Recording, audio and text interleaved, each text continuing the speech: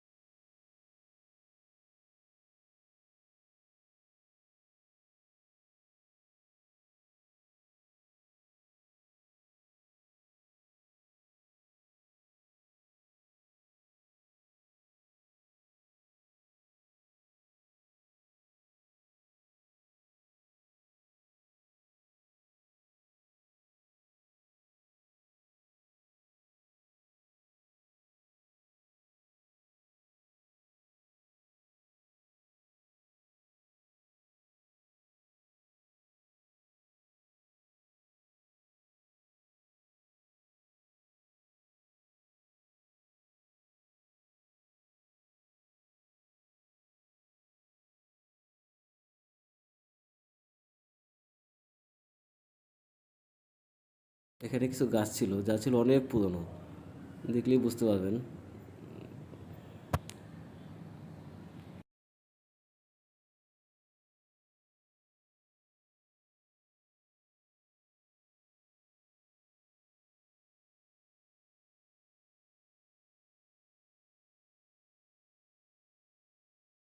তারপর গেলাম জমিদারের রান্নাঘরে। আসলে এখানে জমিদার এখন আর রান্না করে না, এটা মানুষই এখন যা থাকে তাই রান্না করে খায়। তো এই হলো অবস্থা।